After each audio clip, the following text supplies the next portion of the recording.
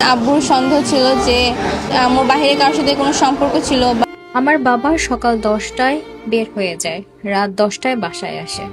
বাসায় আসার পর অনেক বড় একটা হাতুড়ি আনে। আমরা জিজ্ঞেস করেছিলাম এ হাতুড়ি কেন।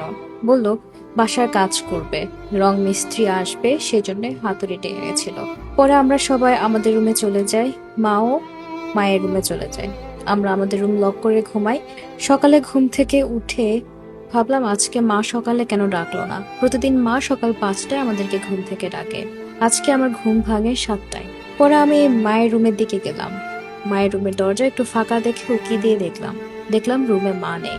পরে বাবা এসে বলে তোমার মা চলে গেছে, তোমাদেরকে তোমার মামার বাড়ি দিয়ে আসবো। পরে বাবা আমাদেরকে মামার বাড়ি দিয়ে আসার নাম করে ফুপির বাসায় নিয়ে যায়।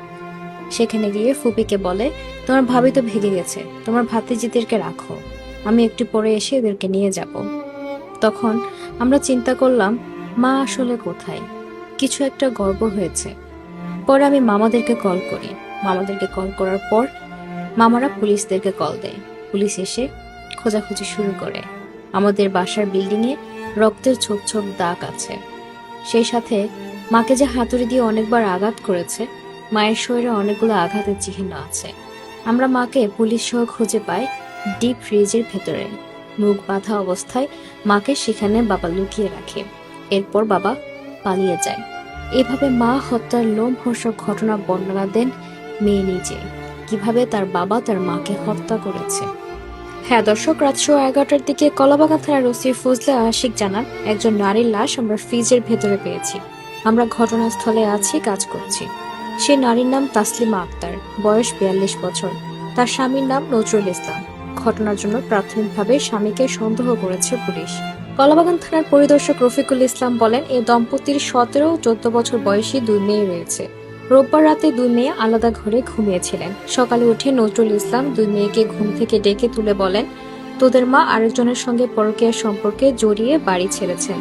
এরপর তিনি 2 মেয়েকে তাদের ফুপুর বাসায় অর্থাৎ নজরুলের বোনের বাসায় রেখে আসেন। পরে মেয়েরা মাকে ফোনে পায় না, বাবাকেও পায় না।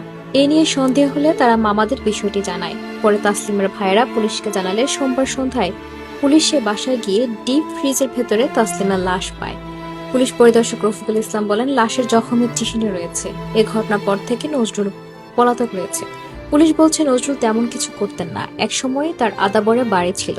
সে বাড়ি বিক্রির টাকা ব্যাংকে রেখে লাভের টাকায় তিনি সংসার চালাতেন। মেয়েরা অভিযোগ করেন তার বাবা মাদক সেবী ছিলেন, মাঝে মধ্যে ঝগড়া করতেন তাসলিমার সাথে, মারধরও করতেন। তার অভিযোগ গত রাতে তার মা তাসলিমাকে হত্যার পর ডিপ ফ্রিজে রেখে দেয় বাবা নজরুল। পরে সকালে মেয়েদের নিয়ে বোনের বাড়িতে রেখে আসেন। খবর পেয়ে বাসার তালা ভেঙে ডিপ ফ্রিজ থেকে মুখ বাঁধা মরদেহ উদ্ধার করে পুলিশ। এর আগে নিহত নারীর স্বামী নজরুল ইসলাম পালিয়ে যায়। কলাবাগান থানার ওসি ফজলে আশিক ঘটনার সত্যতা নিশ্চিত করে বলেন কলাবাগান প্রথম লেন লন্ডন কলেজের পাশে একটি বাসার ডিপ ফ্রিজ থেকে ওই নারীর লাশ উদ্ধার করা হয়েছে। তার শরীরে আঘাতের অনেক চিহ্ন রয়েছে। প্রাথমিকভাবে যতটুকু জানা গেছে গতকাল রাতে যে কোনো কারণে হত্যার পর স্বামী নজরুল ইসলাম তার স্ত্রীর লাশ ডিপ ফ্রিজের ভেতরে রেখে দেয়। এই ঘটনায় এর মধ্যে থানায় মামলা করেছে ভুক্তভোগীর পরিবার। অভিযুক্ত নজরুলকে দ্রুত বিচার আওতায় আনার দাবি তার স্বজনদের। দর্শক, এই নিয়ে আপনার মূল্যবান মতামত কমেন্ট সেকশনে জানিয়ে দিন। আর আপডেট পেতে আমাদের ফেসবুক পেজটি ফলো করে সাথে থাকুন। ধন্যবাদ।